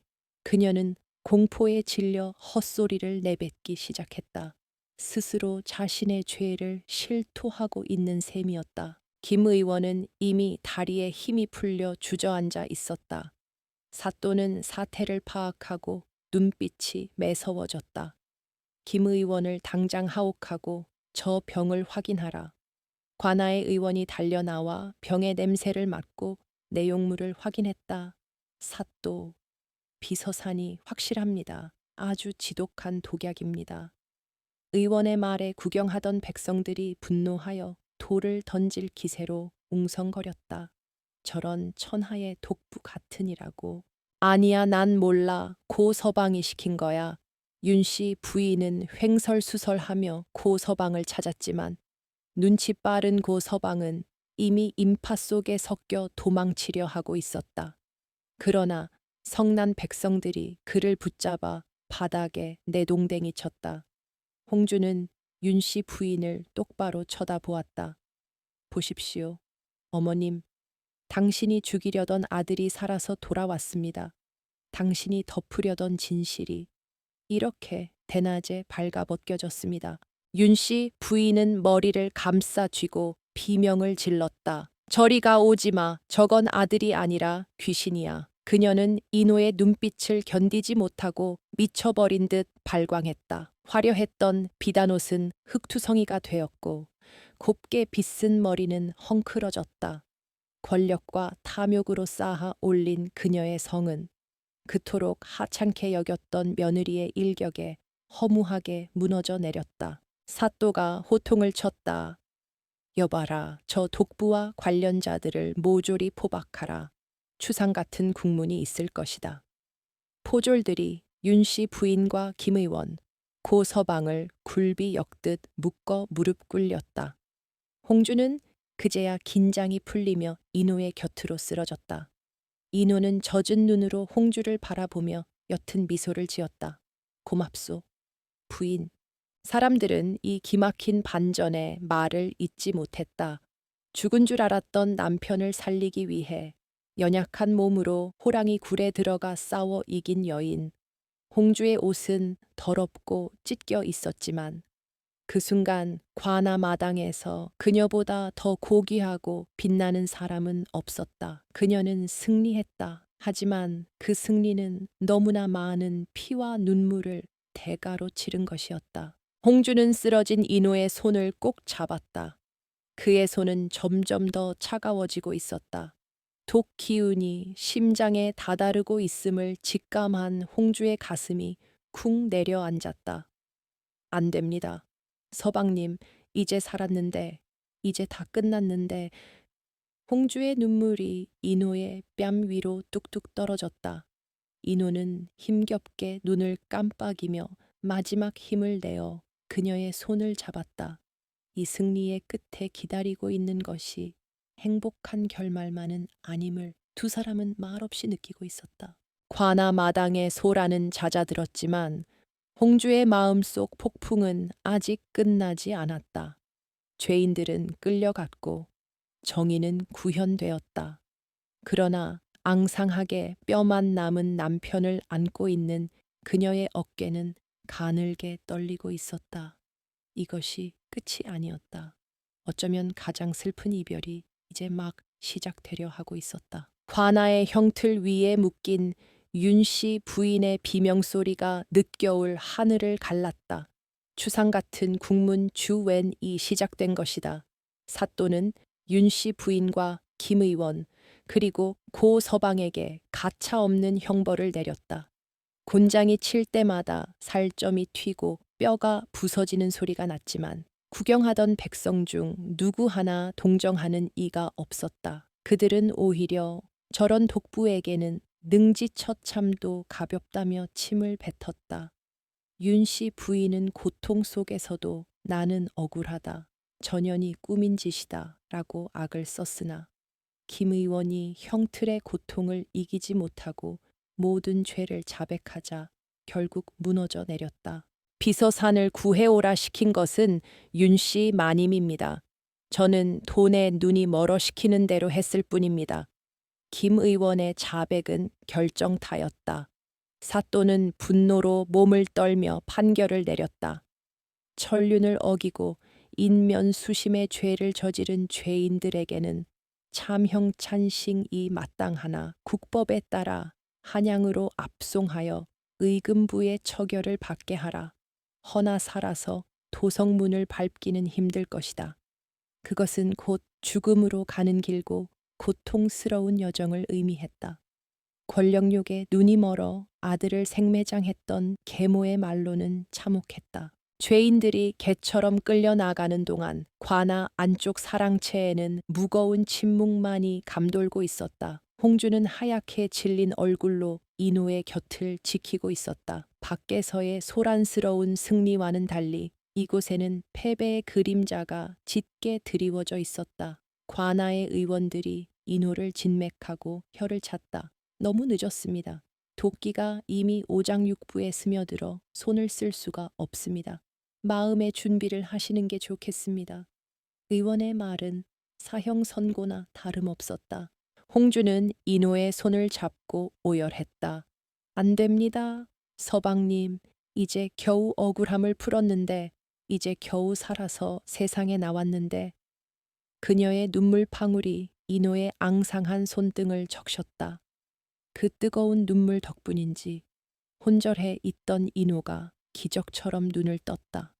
죽기 직전 잠시 정신이 맑아진다는 회광반조였다. 그의 눈동자는 지하 감옥에 있을 때보다 훨씬 평온하고 맑아 보였다. 부인, 울지 마시오.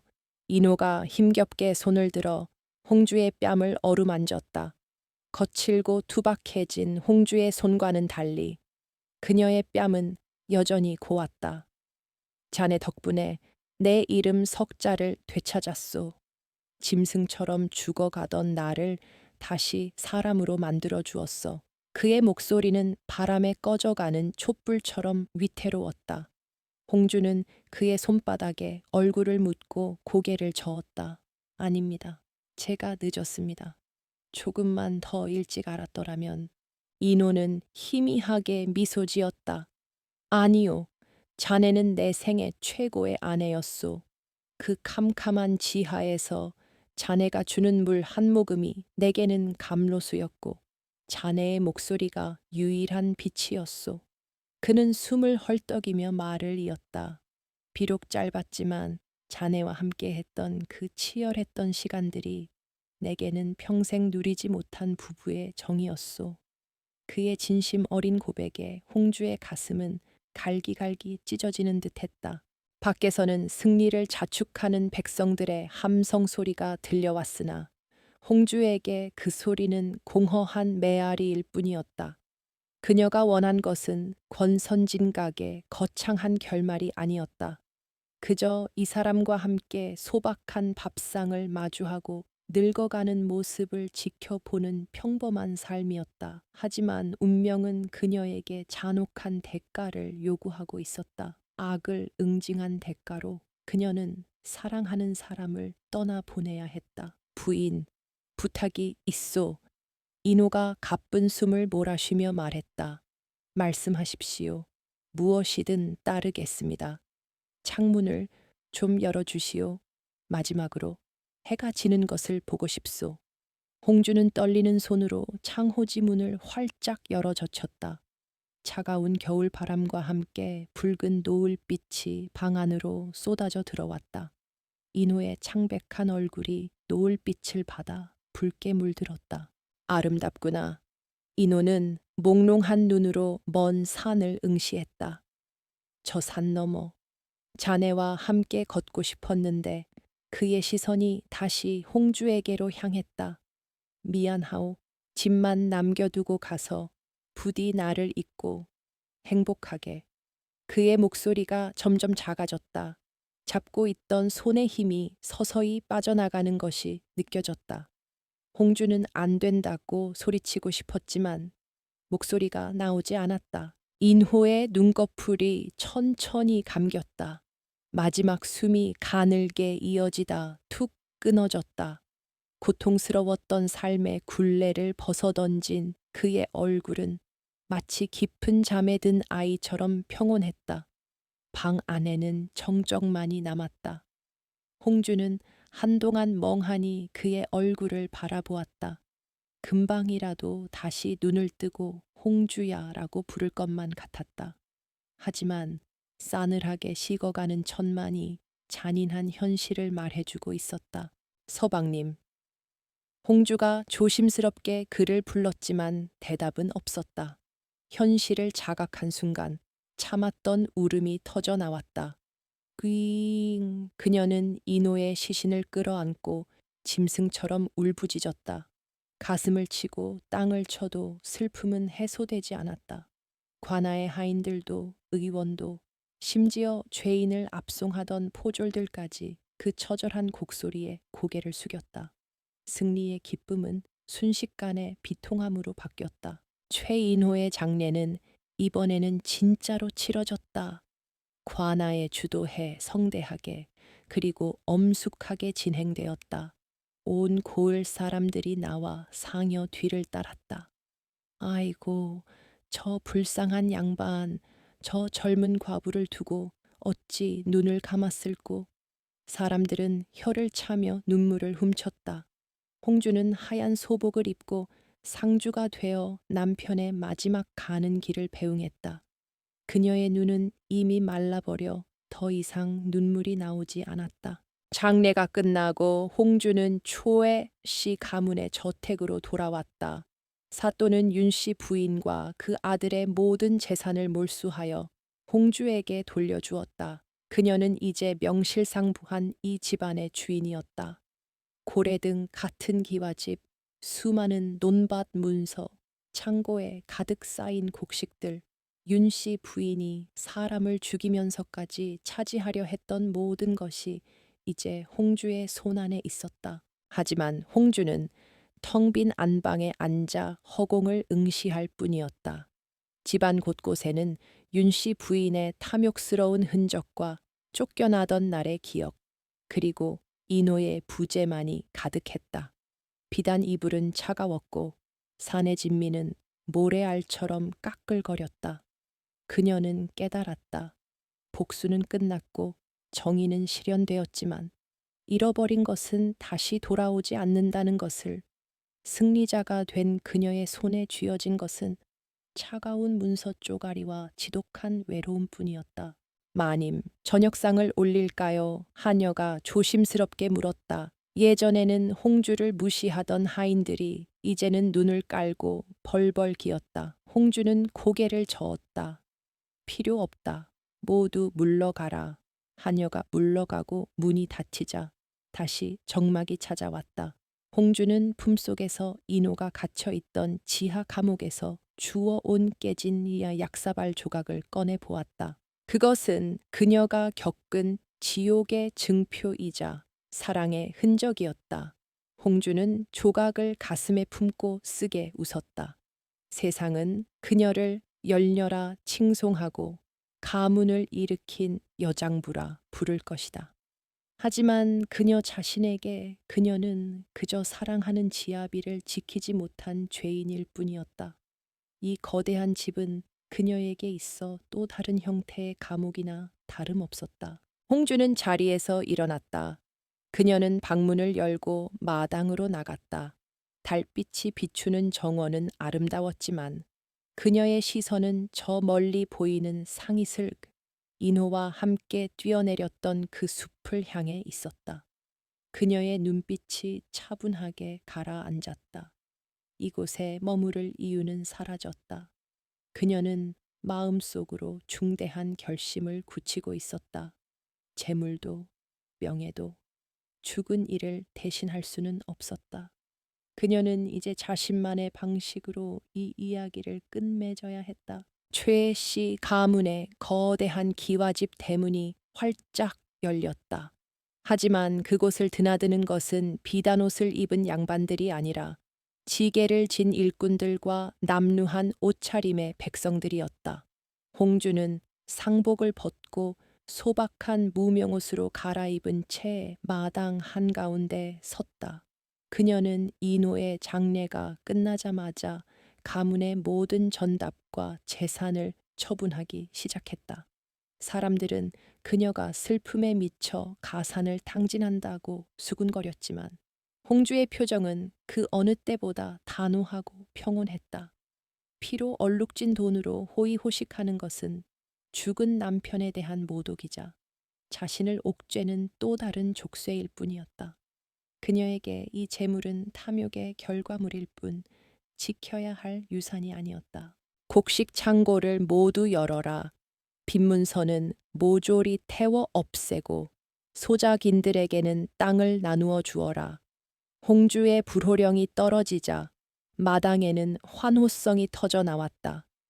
윤씨 부인의 착취에 시달리던 소작농들은 눈물을 흘리며 홍주에게 절을 올렸다. 마당 한편에서는 수십 년 묵은 빈문서들이 불길 속으로 던져졌다.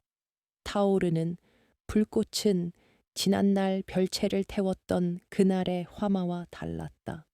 그것은 증오와 원망을 태워 없애고 새로운 희망을 피워 올리는 정화 징화의 불꽃이었다. 홍주는 타오르는 불길을 보며 마음속 응어리가 조금씩 녹아내리는 것을 느꼈다. 재산을 모두 정리한 홍주는 하인들을 모두 면천시켜 돌려보냈다. 텅 빈 대저택은 관에 기증하여 병자들을 돌보는 구호소로 쓰도록 했다. 모든 것을 내려놓은 홍주가 향한 곳은 놀랍게도 다시 그 산속이었다. 사람들이 흉가라 부르며 꺼리던 곳, 인호가 갇혀 있었고 자신이 죽을 고비를 넘겼던 그 불타버린 별차의 터였다.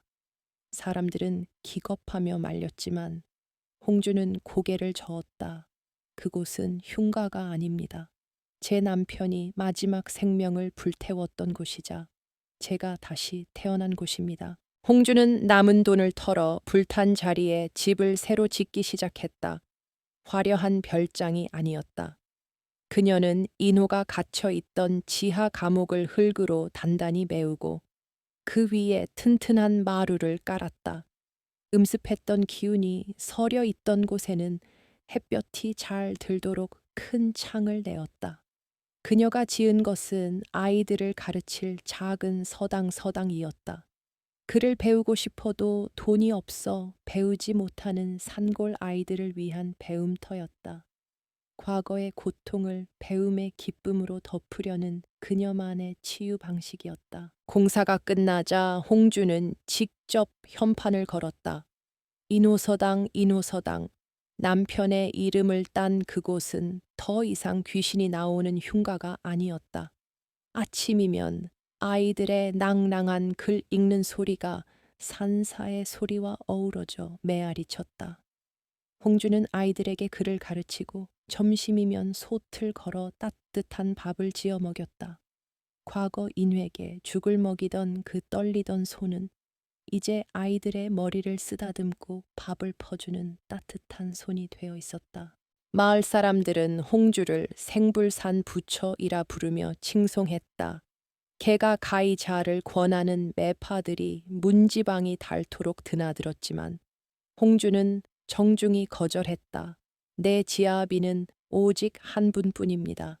그분과 함께 했던 짧은 기억만으로도 남은 생을 살아가기에 충분합니다.